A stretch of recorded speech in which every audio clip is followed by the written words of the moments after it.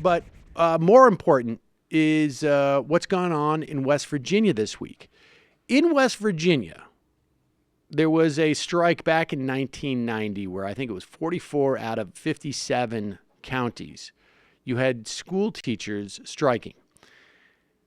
Subsequent to that, the Attorney General of West Virginia said that such a strike was unlawful, slightly different than illegal, but unlawful. And if you heard any of the conversation we had with Ann Hodges the other day in regards to this Janus case, which is a case that involves public sector unions, and the idea that a non-member of the union who has to pay for the union negotiating on his behalf is having his First Amendment rights infringed because their collective bargaining is in some way implicates a political speech. It's a rather tortured argument. However, if it is successful, it's going to be very, very hard for anyone to argue that if actual bargaining with a state entity is compelling someone else's political speech, it's going to be very hard to argue that picketing and striking is not political speech that would be protected under the First Amendment. And if the state does not have an overriding interest in allowing collective bargaining, which may, if you want to argue that, compel someone else's free speech, then certainly they don't have an overriding interest when it comes to people who are striking against them. So, because this is part of bargaining. I'm going to withhold something as part of this negotiation. So it's going to be interesting.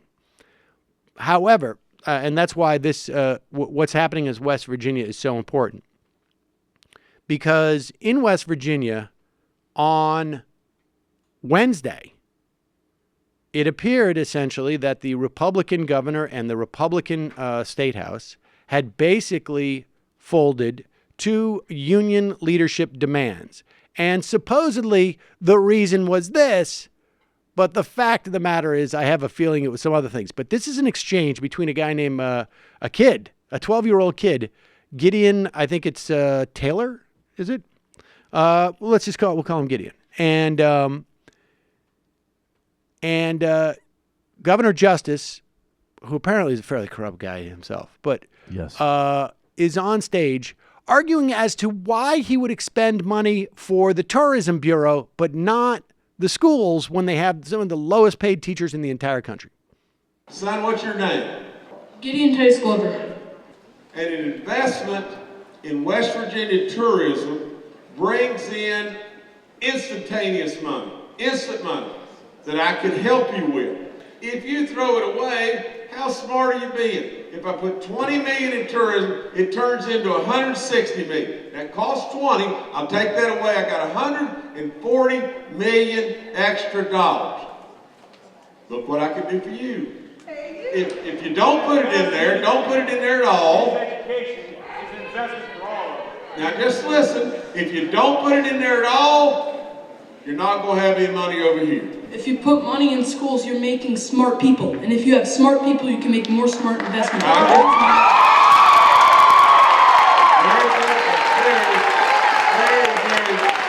excellent point. A home run point. You're a smart man. That's the best point you made.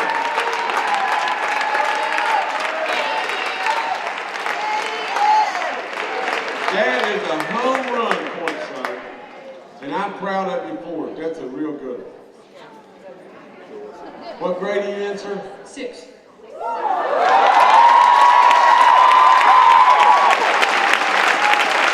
So the governor, who I would also recommend maybe next time wants to sit in front of a table with a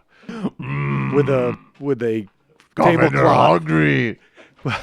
I just think that, like, I don't know. Comfy shoe. Maybe governor. like a taller chair, just something that looks just a little bit more formal. A little more respectful. Anyways, but supposedly, according to the governor, this is what turned him around.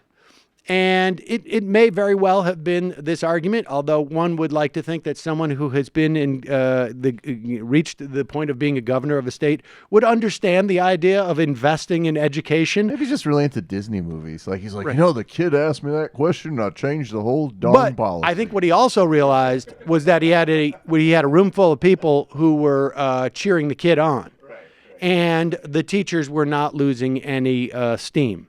So they made a deal with the union leadership, and the union leadership secured a small pay raise. They went back to their rank and file, and the rank and file said, no way, because our health care costs are going through the roof with the health care plan that we're on. And so everything that you're going to get us in terms of a pay raise is clawed back plus more. And so what happens today? They are still on strike. Here is a clip of some of those West Virginia teachers protesting at the Capitol. This was back on the 26th. But this gives you a sense of what their issues are. They are I think 48th in terms of payments for teachers around the country. Here we go. I just came to support my fellow teachers and state workers because we all need pay raises and to fix our health insurance. A lot of teachers work second jobs. We live paycheck to paycheck. We went to college, we got degrees. It just seems like we are not respected anymore. And the same with state employees. You look at Department of Highway employees. If they decided they weren't going to get out and take care of the roads on snowy days, no one would get to work.